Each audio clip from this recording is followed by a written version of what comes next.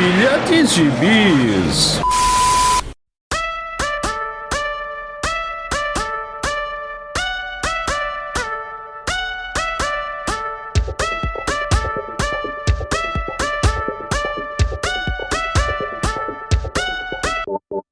E aí, jagunçada, bem-vindos a mais uma edição do Pilha de Bis, o seu podcast semanal do site Arte Final. Acesse lá www.artefinalhq.com.br para todas as edições do Pilha de Bis, dos Sete Jagunços, do Omniverse e do A Pilha do Aranha. Nós estamos em todas as redes sociais, é só procurar por @artefinalhq no Twitter, no Instagram e no YouTube. E nós estamos também no Deezer, no Spotify, no iTunes, no Google Podcasts e no seu agregador de podcasts favorito. Procura lá que todos os nossos episódios estarão disponíveis para você. E agora, além de comprar seus gibizinhos pelos nossos links da Amazon, você também pode nos ajudar mandando um Pix. Sim, você pode ajudar o Arte Final mandando um Pix de qualquer valor para artefinalhq@gmail.com. Eu sou o Marcos e aqui comigo Maurício Dantas. Olá, bom dia, boa tarde, boa noite ou não.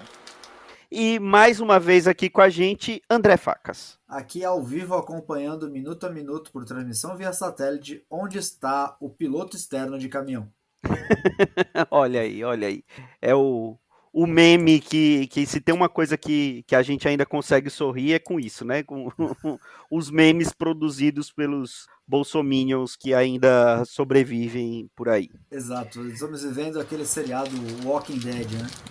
Ou Os caras Marcos, ficam andando assim, mito, interferência militar. gente, mito. ou a gente ri disso, ou a gente reza pra pneu, bicho. Tá foda. Aqui também o pessoal tá aqui na principal avenida da cidade. Tinham trancado a avenida por 3 dias. Aí chegou, o governador resolveu fazer alguma coisa. Aí depois chegou lá e eles ficaram só no canteiro central, que é em frente ao quartel. Aí você passa lá, é a visão do inferno. Mas vamos ver, né? É divertido porque caiu um pé d'água aqui em Maceió esses dias. Aí era divertido pensar que eles estavam lá tomando chuva. Mas, Pelo menos isso. pior que é, né? O bom mesmo é botar essa galera pra negociar com a torcida organizada, né? Pois é. A verdadeira Né? democracia. Pois é, aqui infelizmente não a Mancha Azul, a Comando Vermelho, que são nomes bem peculiares para torcidas organizadas, não. Comando Vermelho é complicado, pô. Pois é, não tiveram a sorte de precisar passar por nenhum desses bloqueios, infelizmente. Mas vamos lá, vamos falar das nossas leituras da semana. Então, vamos começar com você, André Facas. O que você leu esses dias? Bom, esses dias, algumas semanas atrás, teve um evento aqui em Santos chamado As Tantos Comic Expo, né? E teve um WhatsApp bastante grande. E eu fiz uma grande compra lá com o Gabriel Arraes, o roteirista. E aí eu comecei a ler bastante material dele, né? Porque fiquei, sendo bem honesto, me chamou muita atenção a arte do Abel. E só que, cara, o roteiro é excelente, então dá uma combinação muito boa, que é de uma série chamada Necromorphos. Tá? Você que gosta de seriado de Netflix, aqueles seriados meio fantasiosos, mas meio malucos, assim, é a história de um jovem que ele tem poderes de se transformar em pessoas que já morreram através de tocarem seus ossos, né? Olha aí. E isso começa quando ele resolveu profanar o túmulo de William Shakespeare para conquistar uma garota. Né? Só podia ser isso, né? Afinal de contas, se tem alguma coisa que move a história, é você querer comer alguém, né? Então... Exatamente. Como diria o grande filósofo Piton, né? Exato. Que teve como discípulo ninguém mais, ninguém menos do que Karl Marx. Exatamente. Tudo se dá se você quer comer alguém, né? Então, e é muito legal porque esse contato dele com o mundo dos mortos, né, de assumir, tem alguns efeitos colaterais, né? Porque, né? Como não, né? Você mexer com necromancia não vai dar problema?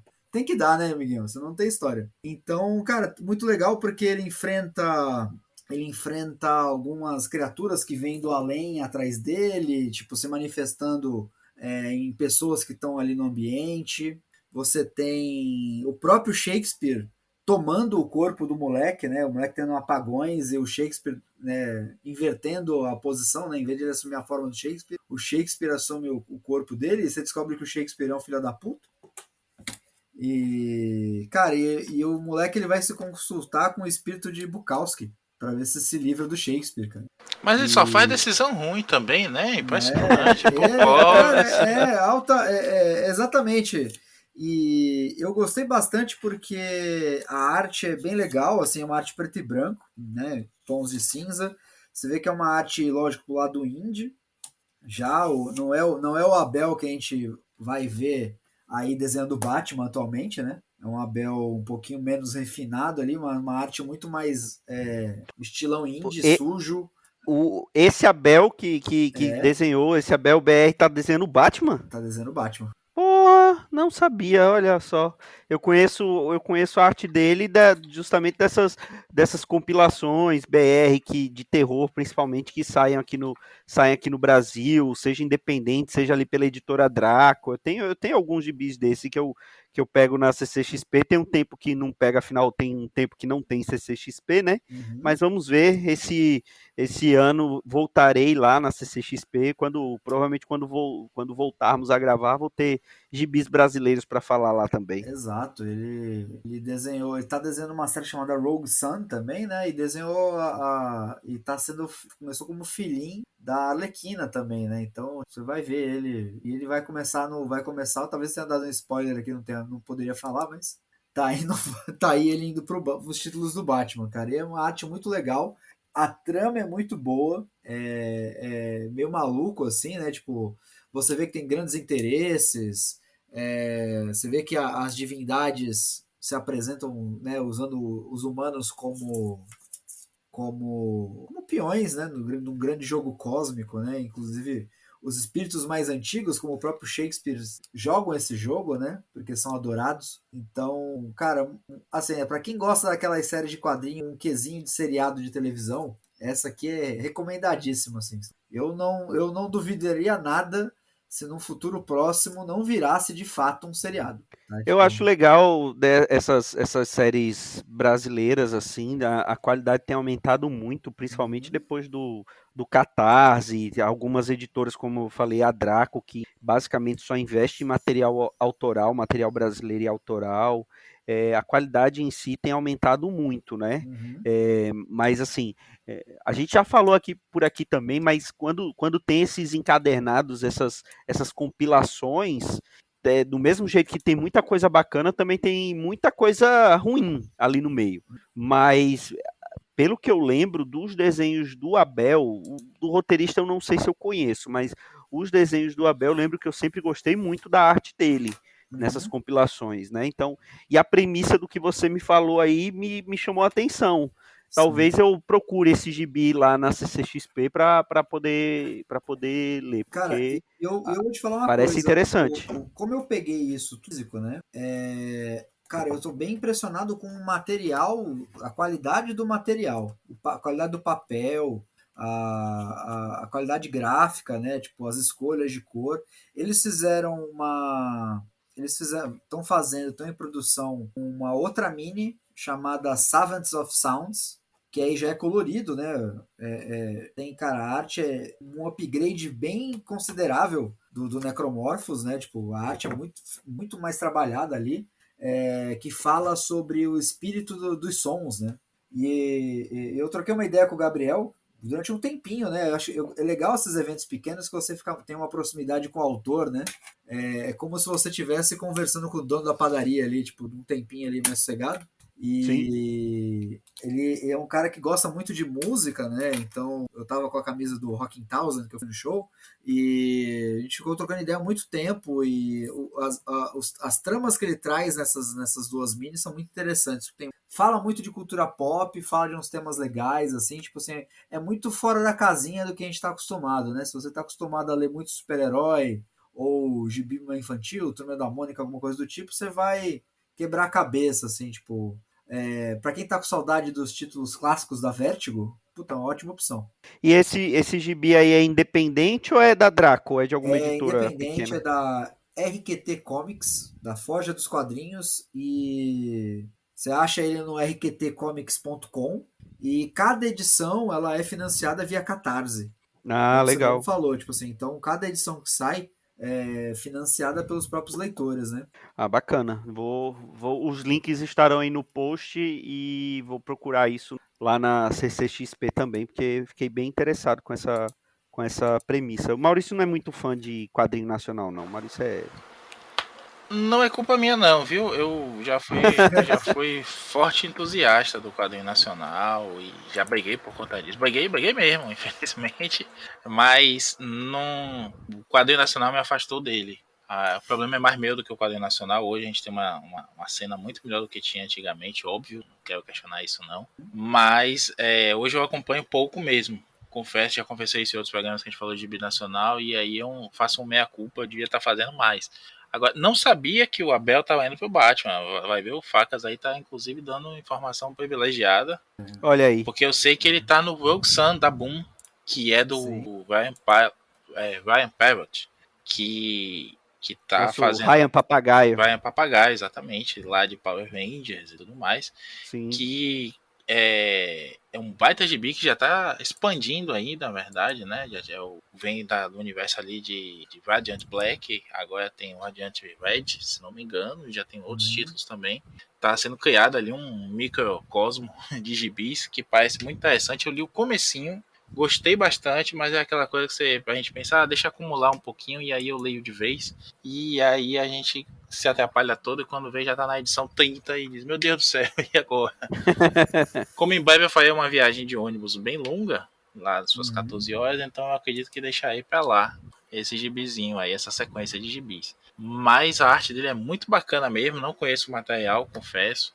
Porém, os nomes são bem interessantes mesmo. E isso é uma coisa que o Facas falou, é interessante. A gente está acostumado com material caro e de baixa qualidade por conta de editoras grandes, Coffee, Panini. Mas tem muita editora menor, muita gente fazendo aí quase que artesanal mesmo, com uma qualidade muito boa. Eu peguei há algum tempo o gibi do Caio, o Caio Oliveira, né, cartunista e tudo mais. Eu peguei aquele dele do Relay Boy. Conhecido como Zed também, né? Exatamente. E já é o nosso Zed lá do MBB, que quem não o segue deveria estar seguindo nas redes sociais. Mas esse material dele, inclusive, esse Relay Boy, que é uma paródia ali do Cthulhu no lugar. Um Cthulhu Boy, né? No lugar do Hellboy.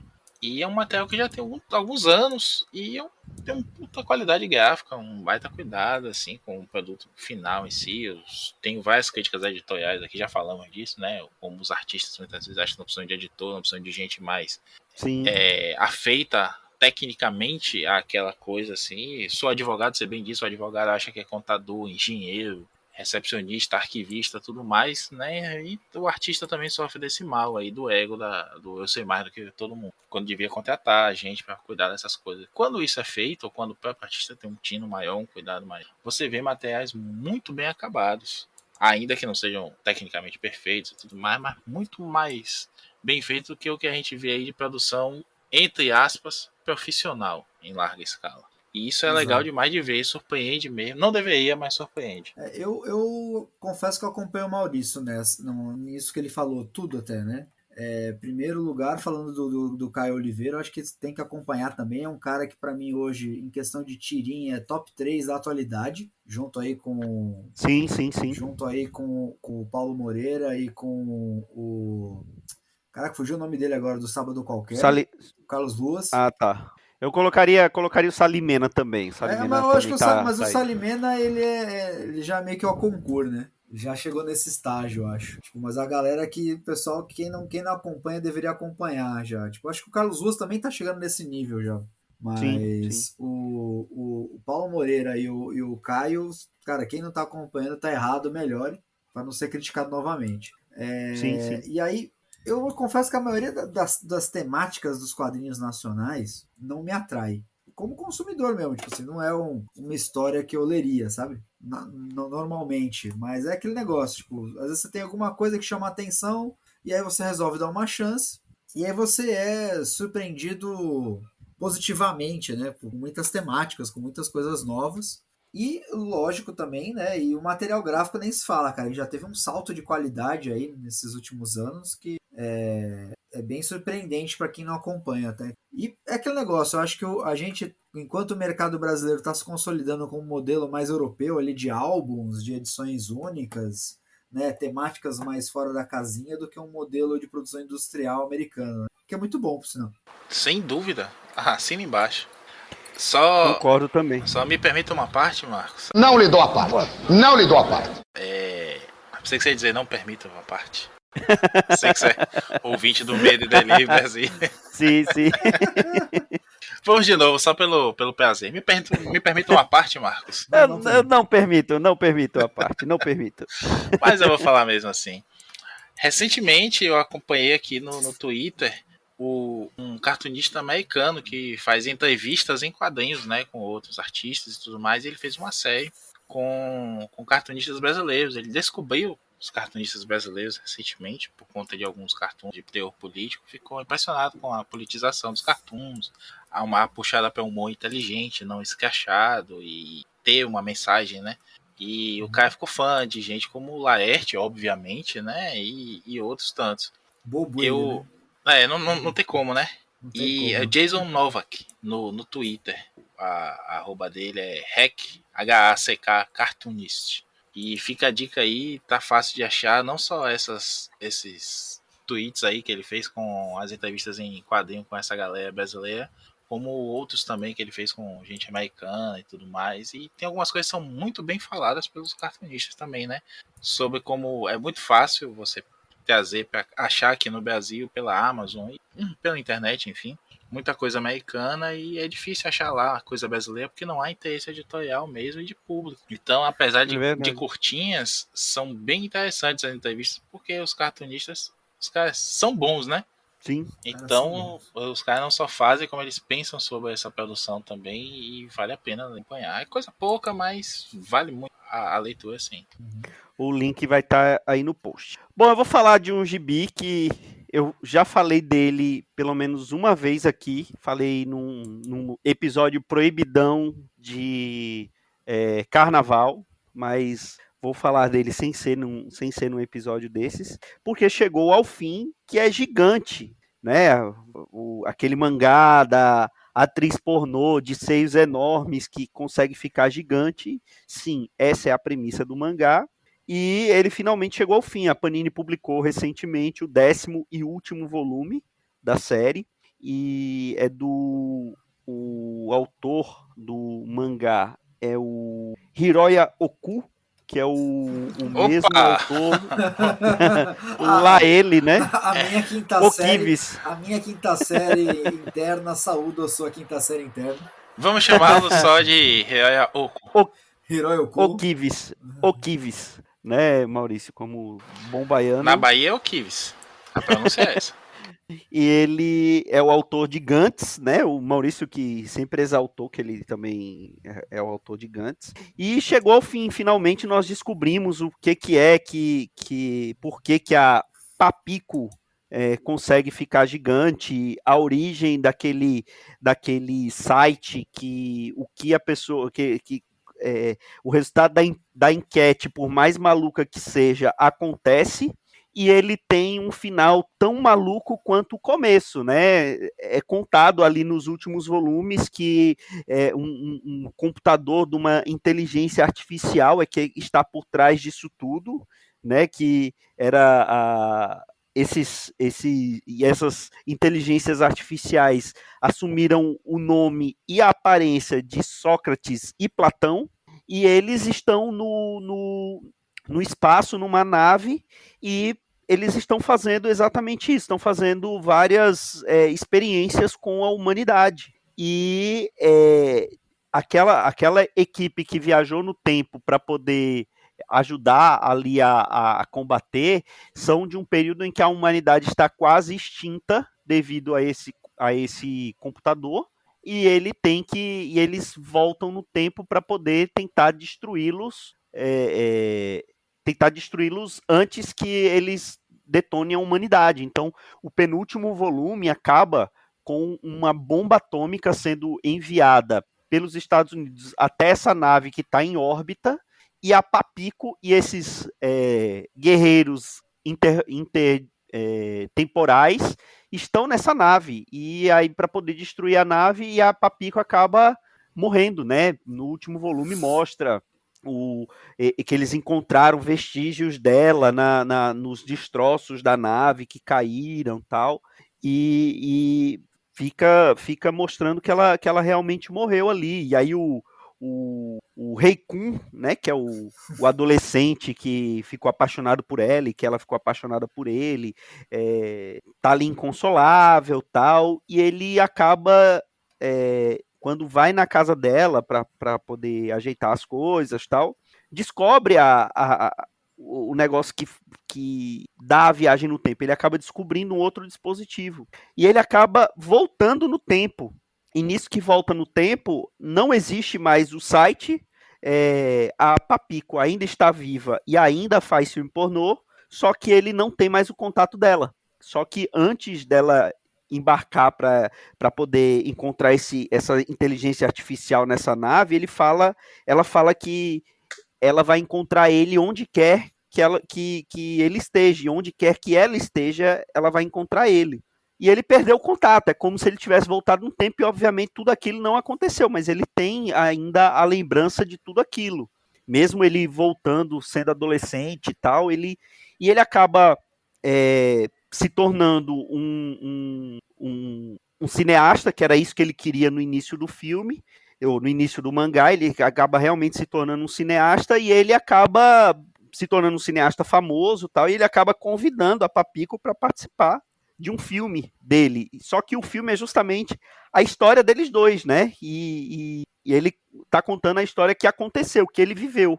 E aí, no final, ela acaba, de alguma maneira maluca, que não precisa explicar, ela acaba se lembrando de tudo que aconteceu e se lembrando dele. E a última cena é uma cena bem bonitinha, eles andando de mãos dadas, ele, ela, a filhinha deles e o cachorrinho, que obviamente não deve ser o mesmo cachorrinho que aparece no início do mangá, mas eles viveram felizes para sempre. Então, o mangá acabou de maneira tão maluca quanto começou, mas agora sem as cenas de nudez, Maurício Dantas. Rapaz, o que me impressiona do japonês é essa capacidade de dizer vai acabar assim e foda-se. Cara, na verdade, o que me espanta muito na produção de mangá japonesa é tipo assim, cara, como é que em primeiro lugar aprovaram isso pra ser vendido? Aquelas ideias malucas, é no Japão, né, cara? Umas ideias porque é no Japão. Né, cara? Começa por aí, tipo assim, é isso aí, foda-se, acaba assim, foda-se, foda-se. Tipo, a radiação causou muitos danos mesmo aos japoneses, mas falando sério agora, sem sacanagem, eles têm mangá de tudo, né, bicho? Diga uma coisa aí que Galo Lutador. Tem Galo Lutador, né? Eu li o Rooster Fighter, eu li o Kokosuki, muito bom. Inclusive, também. Marcos, você postou aí no Twitter que comprou o volume 3, eu achei que só tinha um volume aquilo. Já tem até o 5, já saiu até o 5º volume. Jesus, mas enfim. Aqui no Brasil só saiu até o 3. Eu li recentemente o volume 3. Posso falar em breve sobre ele novamente, que já falei uma vez aqui. Tem mangá de todos os esportes, tem mangá de esportes inventados, tem mangá de tudo. Eu acho isso muito legal. Tem mangá que veio de jogo, que é de rinha de bicho. Por que não vai ter, né? Eu acho, inclusive, que isso me dá tesão de ir pro Japão um dia e fazer o meu mangá de porrinha. Já pensou? Um mangá inteiro de porrinha? Olha aí. Quem não bebe não sabe o que é porrinha, mas tudo bem.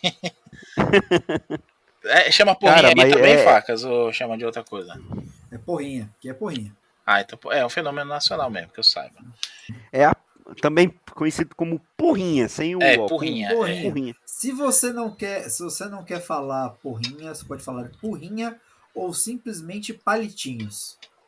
Pois é, palitinhos. Mas aí, e é capaz... na região da Faria Lima, ali é uma coisa... O pessoal joga palitinho. Na Faria Lima eles devem fazer Jankenpo, porque ainda tem que falar em japonês. É impressionante. Mas sim, o que eu queria dizer é o seguinte: eu gosto, na verdade, Marcos, antes eu comecei a assistir o anime, que é muito bonito também, mas acabei não continuando. Aquela coisa de, mas e aí? Eu gostei muito do Inuyashiki, o mangá que a Panini lançou também, que também é desse autor, que é cheio de propaganda gigantes dentro do mangá também, como eu comentei lá Ainda vou dizer aqui, não é de cabeça não, é que eu tava pesquisando imagem aqui pra vitrine desse programa, e aí achei o nosso pilha de gigante, que é o número 178. E eu gosto muito da arte do cara, da forma como ele alopa e te mantém na história, né? Porque às vezes o cara alopa e você assim, O desenho dele é muito bom, ele desenha muito bem. talvez seja isso que ajude na boa vontade, mas ele alopa e você não tem vontade de jogar o gibi longe, né? É verdade. Você que gastei meu dinheiro nessa merda, não, você acaba se achando tudo divertido e segue. Isso é legal. Agora, essa loucura do final tá me lembrando muito umas maluquices que eu li. Recentemente eu assisti o Kamen Rider Black Sun, né? Que é o remake do Kamen Rider Black, que tá no Prime Video da Amazon. Saiu agora os 10 episódios de vez, são só os 10 episódios, não vai ter mais temporada nem nada. E eu gostei por algumas coisas, tem umas coisas muito legais, assim, eu recomendo, por exemplo, que vocês assistam os 3 primeiros minutos do último episódio, não tem spoiler nenhum, assistam só aquilo. Se vocês assistirem a Kamen Rider Black original, vocês vão entender. Mas chega no momento em que tem um monte de coisa que acontece e foda-se, sabe? Mas por que o cara vira um monstro e depois ele vira um Kamen Rider como se fosse uma forma intermediária ali, né? Que ele usa no meio do caminho, só pra vender boneco mesmo, bicho. Não tem explicação. Por que ninguém mais faz aquilo, mas o Kamen Rider e o Shadow Moon conseguem? Não importa. Apenas aceite, sabe? O velho apenas aceite e pronto. E o japonês adora fazer isso em final de mangá. É uma coisa que eu me sinto meio passeado sempre quando eu leio um mangá longo. E é difícil você ver escritores que respeitam o leitor, né? Parece que o cara já tá de saco cheio e diz assim, ó, foda-se essa merda, já vendi todos os bonequinhos que eu tinha, já tô rico nessa porra, vai acabar de qualquer jeito mesmo, e isso é assim, pronto. São raros os casos, tipo, vamos lá, Samurai X, pra falar um bem mainstream, 20th Century Boys, que é maravilhoso e retocável. Se alguém falar mal desse mangá, eu dou um beliscão na bunda. Se for pegar os clássicos, Lobo Solitário. Vamos lá, né? Lobo Solitário também é outra pegada. Mas, porra, muito mangá. Hoje você se empolga, quando chega no meio pro fim, o cara dá uma alopada e vai. My Hero Academia mesmo, né? Akira. Aqui é já do começo que o cara alopa e eu vou fazer qualquer merda aqui que vocês vão comprar. Não, mas Akira a proposta dele é porra louquice, cara. Não, aqui a gente já falou isso em outros programas, né? Aqui ele tinha ideia pra 2 volumes no máximo, mas chegou no meio do primeiro volume, o cara disse, ó, isso vai levar 8 volumes. Enrole aí ele enrolou como quis, né? Como é que chama? Esse My Hero Academia mesmo que eu tava falando é um mangá que eu gosto muito, a gente já comentou aqui naquele programa que a gente falou do Manga Plus, que dá pra ler de graça. Inclusive, Kaiju número 8, que a gente já falou aqui há muito tempo, né, Marcos? Sim, tá saindo agora pela Panini. E vai sair anime também dele. Então, muita coisa legal, assim, que chega no final, como esse My Hero, que o cara diz assim, ó, agora o negócio é final apocalíptico, Tóquio destruída, uau, que coisa mais original, né? Que revolucionário, né? Mas e aquele plot que tava rolando ali e tudo mais? Não importa, vou resolver uma página no encadernado só, porque o japonês tem isso, né? O gibi que sai na semana, às vezes sai muito mal desenhado, porque o cara faz na pressa e tudo mais. Não dá tempo de passar por todos os assessores dele, lá, os assistentes dele, pra finalizar, pra colocar os cenários e tudo mais. Isso eu descobri lendo os scans não oficiais, né? Que os caras escaneiam a Shonen Jump e os gibis mensais, as semanais lá do Japão. Aí quando eu fui comparar com o gibi que eu baixei, o cadernado bonitinho, que saiu nos Estados Unidos, já traduzido em inglês e tudo mais, a arte é uma coisa completamente diferente. Isso eu vi em Haikyuu mesmo.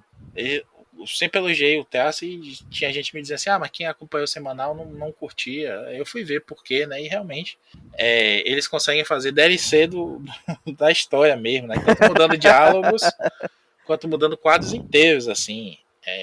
Tem alguns que nem isso fazem, né? Como o Togashi lá, que fez Yu Hakusho, e que Hunter vs Hunter, que dizem que ele é preguiçosíssimo. Mas aqui, pelo que você tá falando, a arte continua linda, mas a história foi pras cucuias, né? O negócio é acabar logo. O negócio é acabar. Falto 5 capítulos pra acabar. Onde eu tô aqui, ela já morreu, né? Já vai começar a saga Funeral para uma Amiga. e não vi esse final ainda não, mas nem me sinto mal da do spoiler aí, porque o negócio é ver a arte mesmo e achar loucura.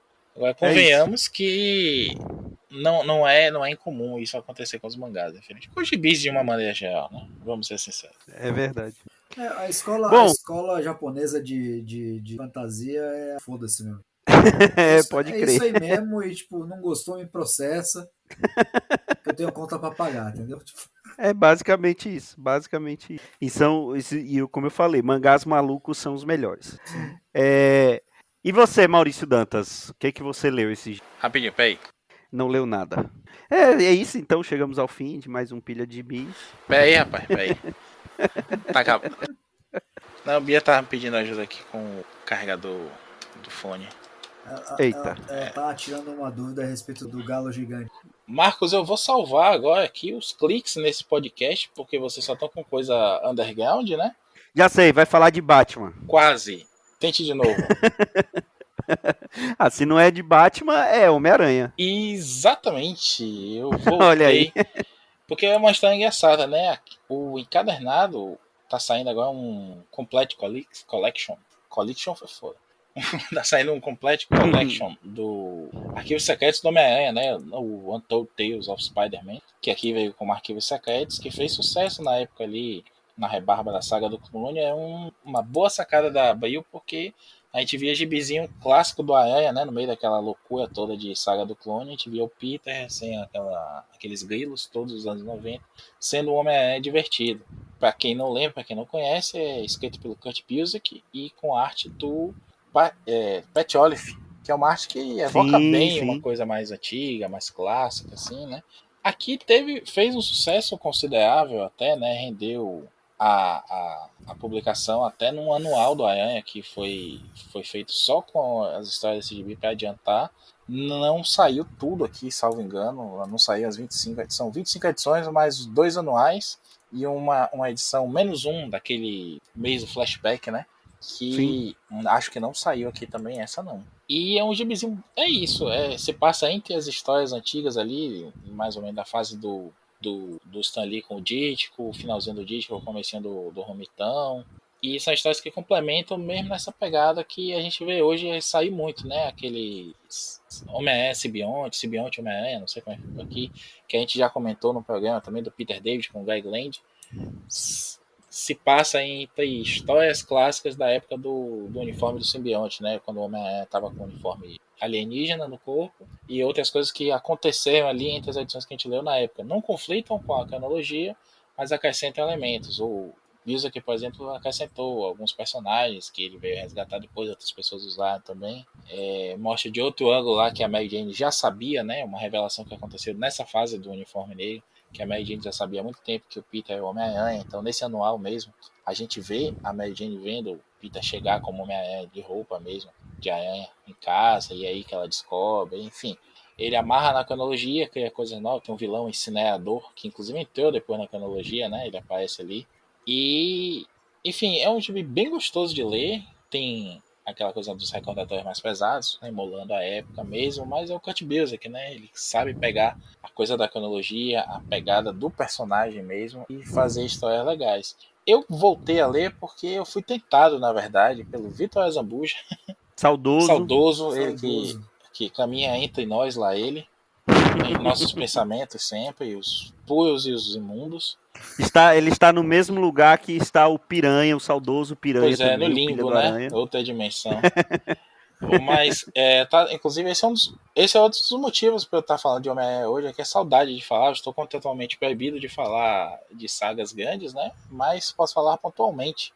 E eu tava vendo na Amazon esse Complete Collection. Porra, de novo falei errado. Complete Collection do. Olha, se você falar de novo assim mais uma vez, a Panini te contrata.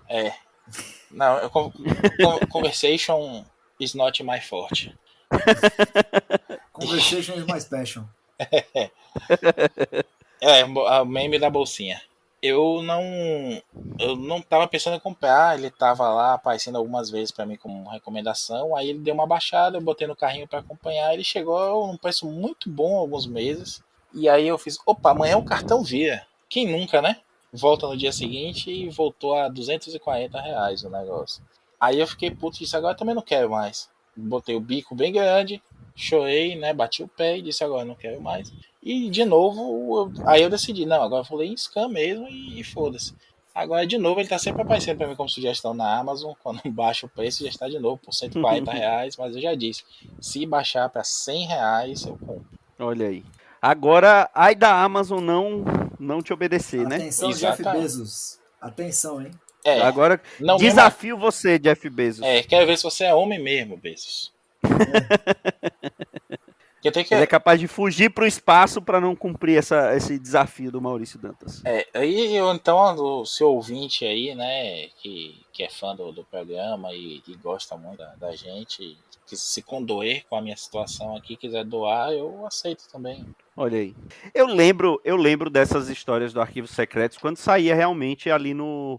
Começou a sair no formatinho, ou já foi nas Premium? Foi no formatinho ainda, não foi, Maurício? Formatinho, mas não chegou a pegar as prêmios, não. A última coisa que saiu foi nesse anual mesmo do Aranha, que é até a Mary Jane, a capa é a Mary Jane, o rosto dela, de óculos escuros, e no reflexo aparecendo o Peter como Aranha, com a roupa e tudo mais. Acho que é o anual 6 da Abril. E eu lembro que eu gostava dessas edições, não cheguei a reler, eu li o que saía ali no formatinho, então tem só 20 anos que a Panini assumiu, então imagine quanto tempo tem que isso saiu, bota mais uns 5 anos antes, uns 3 anos antes, então tem muito tempo realmente que eu li isso, eu lembro que eu gostava. Agora, se você me perguntar alguma coisa, alguma premissa, eu não vou lembrar de nada. Você gostava dessas? Só uma coisa, eu te digo, é legal sim. Talvez potencializado pela qualidade das histórias na época, que a gente reclamava muito, Saga do Conde foi espichado demais, a ideia sim é legal. Trouxe o Ben Whaley, que é um baita personagem e tudo mais, mas a qualidade das histórias oscilava demais, muito para baixo. Então é um respiro, então isso potencializava a qualidade das histórias na época, mas é divertido demais de ler. Eu li num tapa, assim, numa sentada para Vitória Zambuja, mais uma vez. Vou citar também agora o Marcelo Miranda e mandar-lhe um beijo apenas para ele não ficar com ciúme. Mas a leitura é divertidíssima, bicho. Não tem como não se divertir com aquilo, não. Mas me perdoe a interrupção. E você, André Faca, você lembra dessas histórias? Você gostava? Cara, eu gostava muito dessa fase. Eu acho que é uma fase que vale me revisitar. E, cara, se o Peter David escrever uma receita de bolo, eu estarei lá. Se ele escrever, mas e o Buziek? Poesia de amor, eu estarei lá. E o Kurt Busiek também. Ah, tá. Eu meti uma homenagem ao Vitor Azambuja aqui. Né? Tá certo. Meti uma homenagem ao Vitor Azambuja aqui, porque eu não sei se você sabe, uma das piadas mais frequentes que tem do Quadrincast, do finado Quadrincast, é que saudoso Quadrincast é o Vitor Azambuja parabenizando o Kurt Busiek por escrever o Vem do Amanhã, né? Olha só. Tava sabendo bem. Sabendo bem. Então, como eu falei, seria interessante, quem sabe um saga do Homem-Aranha, Maurício Dantas, com essas histórias. Pois é, né? A gente recentemente teve até a divulgação do Saga não, né? Do ônibus do Thor, do Simonson, que é um gibi que cabia muito bem num Saga. O povo fala, mas ia dar só 5, 6 volumes? Beleza, mas depois dá para continuar ali numa fase do Defalco, que é longa também, e dava mais alguns volumes. E, enfim, dá para seguir muita coisa. E eu acho mais em conta, né? O leitor com certeza vai se sentir mais feliz podendo comprar 6 títulos de R$30 no mês do que comprando um de 300. Minha conta matemática complicada aí, né? E a gente sabe como ônibus é difícil de a leitura, a manipulação e tudo mais. A gente já falou também a coisa de se manter na mídia, né? A saga acaba repercutindo toda semana, todo mês, quando sai um gibi novo. Enfim, o Omnibus tem aquela explosão, daqui a pouco ninguém fala. Nem dos 100 erros de Hitman, né? Do Omnibus do Hitman, sai mais agora. Nem sei se é Omnibus aquela zorra, mas vai sair outro do Hitman e daqui a pouco morre de novo. Não, o do Hitman é Deluxe. Agora, o Saga, a gente tava falando aqui de Saga que pode continuar, foi o que aconteceu agora com o Saga do Demolidor, né? Porque acabou vai acabar a fase da Inocente e a Panini já anunciou que vai ter a fase do Chichester, né? Que eu gosto muito, sou defensor, mesmo da fase incompreendida ali, em que ele dá uma de Gilberto Gil e tenta usar termos de internet, né? Um tiozão usando termos de internet, naquela gangue lá que o Demolidor luta, né? E tem Kilobyte, fala de disquete e tudo mais. Nem um pouco datado. Já é datado na época, porque você vê que é um tiozão que perguntou pro sobrinho que sabe mexer nessas coisas de computador, alguns termos, e aí ele foi usando. É tipo hoje a gente fazer um grupo do mal e chamar de Instagram, TikTok, Facebook, todos são comandados pelo vilão maior, que é o Meta, sabe? É um negócio bem besta, assim. Mas desse arquivo secreto, eu acho que valia, sabe? Se não Saga do AE em si, mas como a Panini publicou recentemente outras coisas também mais contidas, né? Como o Excalibur, do Chris Claremont com do Alan Claremont com o Alan Davis, né? Parou ali no final. Podia ter continuado pela fase do Alan Davis pura, que é muito legal e acaba muito bem lá com a história do Anti-Fênix e tudo mais. E Alan Davis desenhando, né? Eu faço uma paráfrase aqui ao Facas, né? Se o Alan Davis desenhar num pedacinho de papel, assim, papel higiênico, que seja assoar o nariz, eu vou querer ver o que foi que ele fez lá. Não o catarro, mas o desenho. Talvez o catarro do Alan Davis seja melhor que 90% dos desenhistas hoje, né? Com certeza também. Mas vou te falar, eu gostaria de ver isso publicado, sabe? Nesse papel fosco aí que a Panini tá usando é o offset, né? Que a Panini tá usando pros sagas e tudo mais. Eu gosto bastante. Esse tipo de colorização, esse tipo de traço é pensado para esse material mesmo aí. Não dá para colocar aquela zorra brilhosa que o gibi fica grudando com 3 meses sem você folhear, ou até menos, no nosso calor nordestino equatorial. É verdade, é verdade. Bom, algo mais, senhores? Cara, podemos encerrar por hoje? Leiam Radiant Black. Olha aí, link estará aí no post. Apenas isso.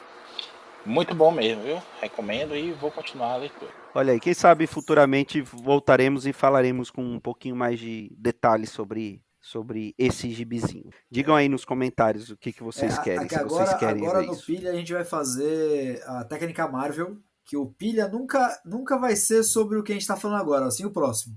A gente vai dar spoilers do próximo e aí vocês vão acompanhando, então vocês vão ficar ansiosos, né, viver aquela expectativa. É o algoritmo do Kevin, né? Exato, Kevin. Fiz aí um workshop aí com o Kevin, a gente botou aqui um novo auxiliar de inteligência artificial aqui. E olha aí, boa estratégia. Então é isso, André Facas, mais uma vez, muito obrigado, viu?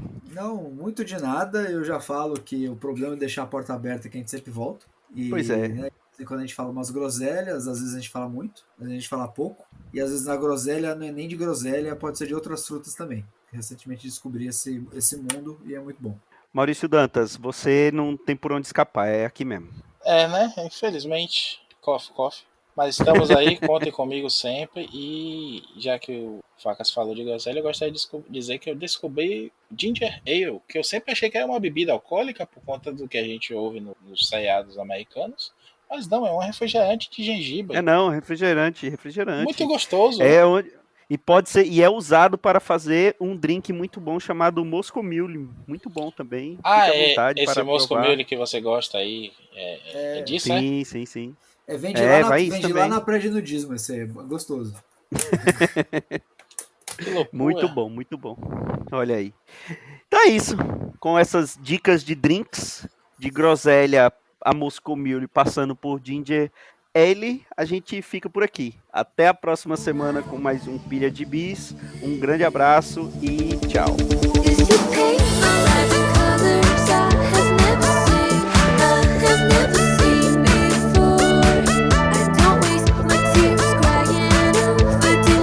Esse foi o Pilha de Gibis, mais um podcast com selo dos cabras de qualidade do Arte Final. Gostou do que ouviu aqui? Compartilhe e acesse o site, tem muito mais conteúdo de qualidade esperando por você. Vai comprar seus gibis na Amazon? Compra acessando os nossos links, você vai ajudar a manter esse trabalho. www.artefinalhq.com.br